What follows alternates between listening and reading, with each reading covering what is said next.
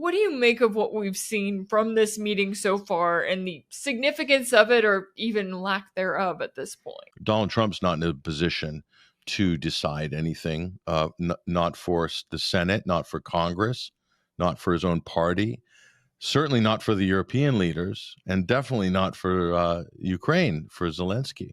So it's Trump and Putin who are going to meet. So what could possibly be achieved? At the very least, a reset in the relationship. So this basically shows us that Russia's not isolated. That's a positive.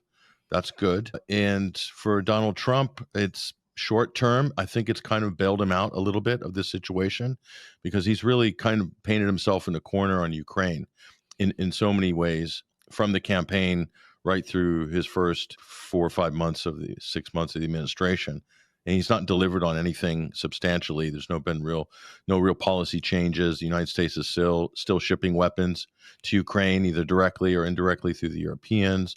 Ukraine is still attacking Russian positions. There's an escalation clearly on the Ukrainian side. So nothing's really changing.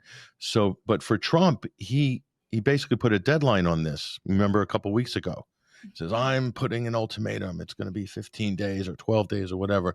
And he said, I'm going to extend that ultimatum. If they don't stop this, Russia's not going to stop this war, then there's going to be big trouble, kind of like the ultimatum he gave to the Iranians. I think the last card Trump had that he thought was leverage was the threat of secondary sanctions, because direct sanctions, it's not really going to do much. Russia's pretty much been hit as hard as you could hit any country in history. As a president, you have to use your idle threats judiciously and economically. And Trump is using idle threats liberally. There's no way he will be able to make good on threats of secondary sanctions with two bona fide superpowers, nuclear countries, India and China. In the way this meeting in Alaska bailed Trump out, it means that, okay, we've reset negotiations. Short term, Alaska, good for Trump. Long term, good for Russia. It was almost like Trump was rolling out the red carpet for Vladimir Putin. Look at the shift. It's about what will Russia accept? And it's a very subtle shift.